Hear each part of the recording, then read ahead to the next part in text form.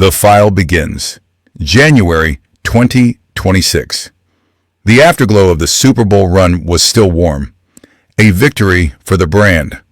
A perfect narrative arc for the power couple.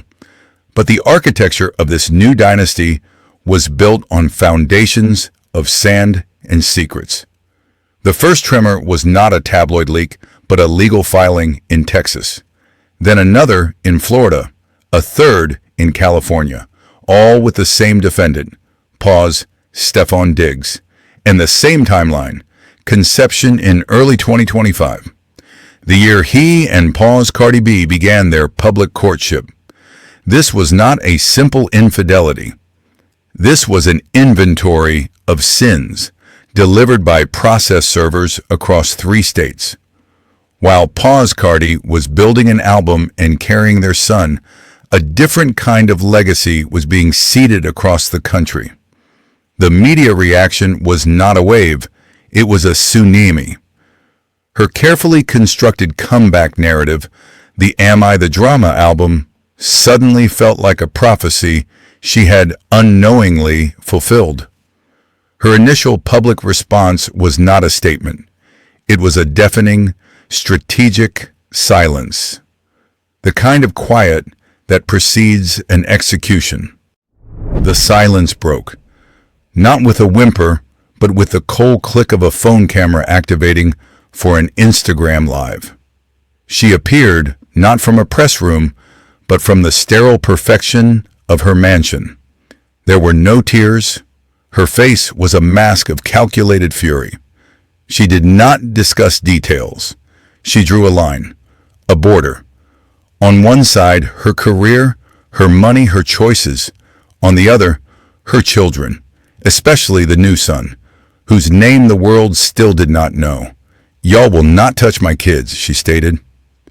It was not a plea. It was a verdict. She spoke of the pressure, of the hatred that success brings. The words were familiar, but the context was new. This was no longer album promotion. This was damage control at a scale even she had never navigated. An attempt to build a firewall around her family while the rest of her empire threatened to burn. The Little Miss Drama Tour was weeks away.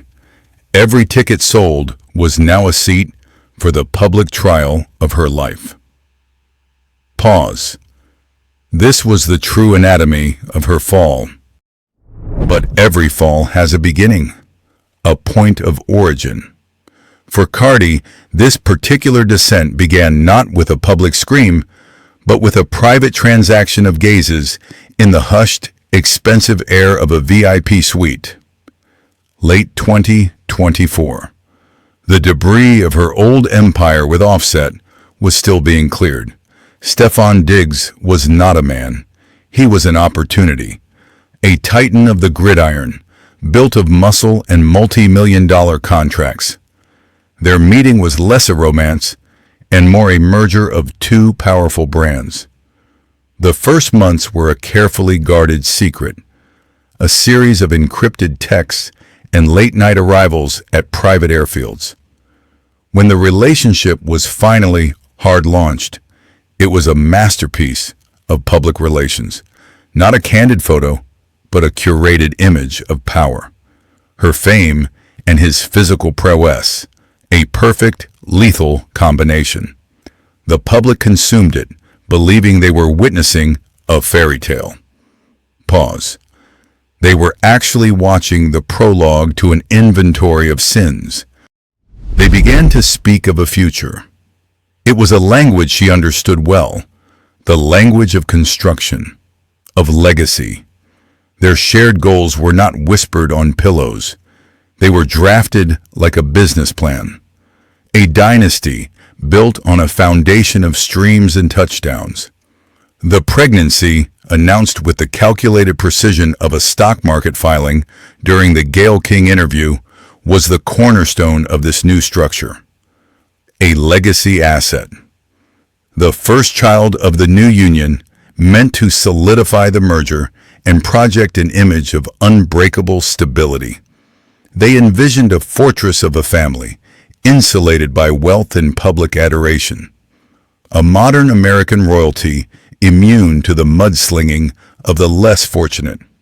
They planned for a throne, for heirs, for a quiet, gilded future far from the noise. Pause. What they got was a war room.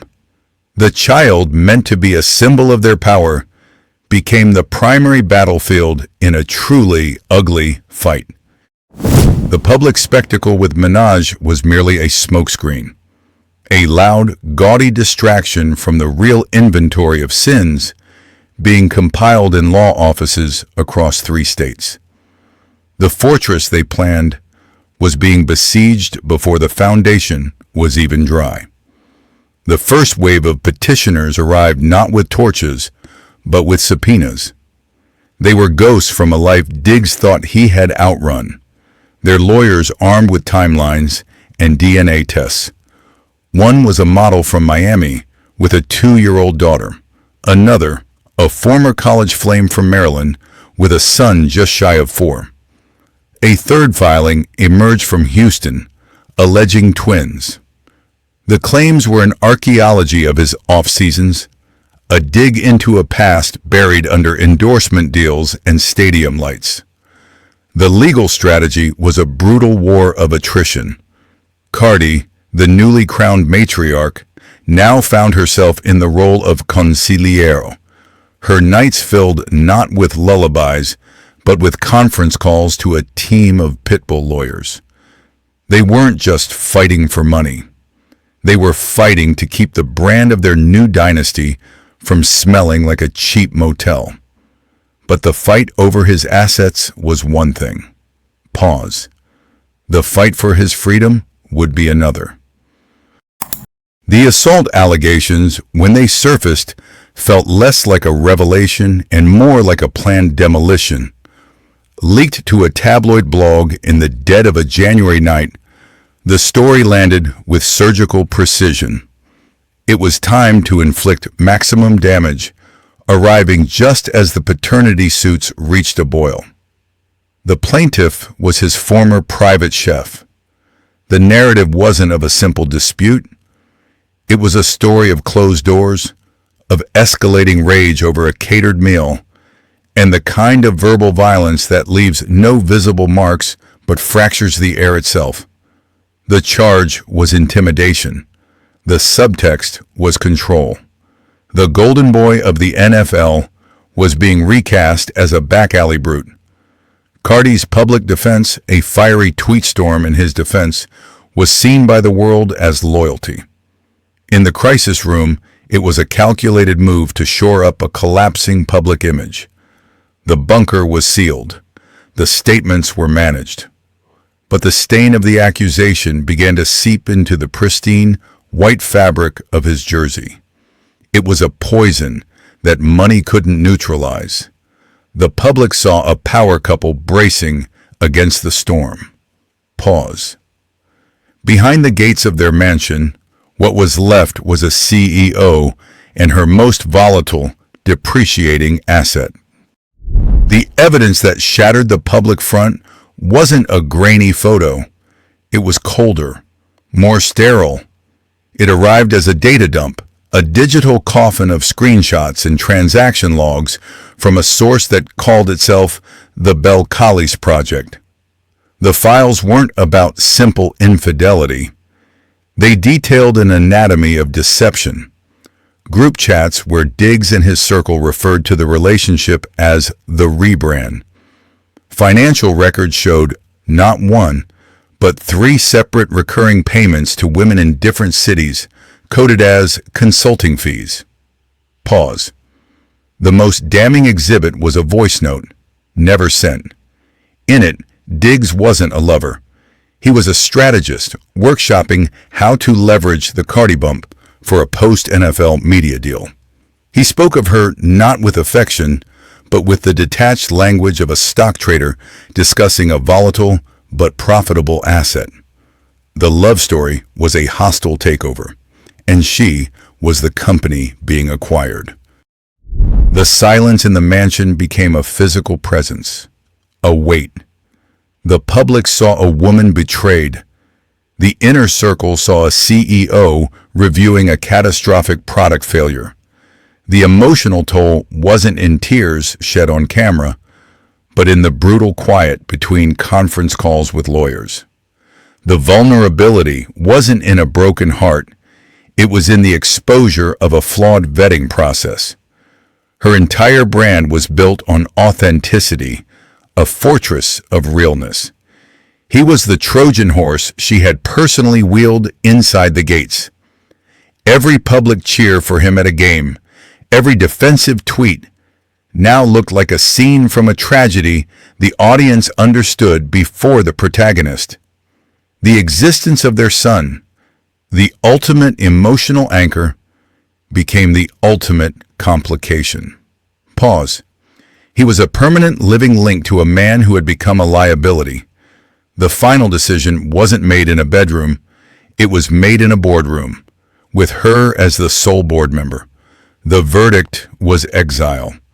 Not with a scream, but with the quiet click of a lawyer's pen on a non-disclosure agreement.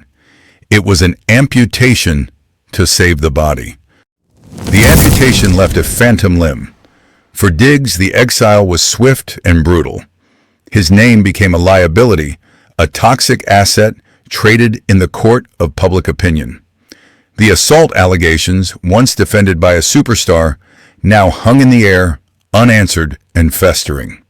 His jersey sales plummeted. The cameras that once loved him now hunted him. He was no longer a star athlete dating a rap mogul.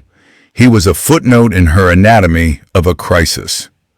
For Cardi, the fallout was internal. An inventory of sins conducted in the cold silence of her empire. The Little Miss drama tour became a referendum on her resilience. Every empty seat was a judgment. Every sold-out arena, a vindication. She did not address the scandal on stage. She performed it. The rage in her delivery, the defiance in her stare, it was all part of the new narrative she was forging from the wreckage. The son they shared became a ghost in the machine. A name never spoken, a face never shown. A living piece of evidence from a catastrophically failed merger. The price of his silence and his father's disappearance was settled out of court. Pause. A figure with 8 zeros. A rounding error for her. The price of a clean slate. This is the final moral audit. The ledger shows a profit, not of happiness, but of survival. The primary lesson learned wasn't about love or trust. It was about risk management. She learned that a heart is also a business unit, and any partnership must be stress-tested against the crushing gravity of fame. Her brand, once a fortress of authenticity, was retrofitted. Now it was a bunker, hardened, sealed, impenetrable. The question posed by her album, "Am I the Drama?" was answered. The drama is not something that happens to her. It is a resource she mines, refines, and sells at a premium. The pain was real, but the recovery was a product. Pause. Stefon Diggs was a chapter, not the book. A painful, expensive chapter that ultimately proved the central thesis of her entire career. Pause. Cardi B is not a participant in the chaos. She is the house, and the house always wins. The path forward is paved with the same concrete and gold as before, only now she walks it alone. This isn't a tragedy. It's an acquisition. The acquisition of a harder, colder, and more indestructible version of herself.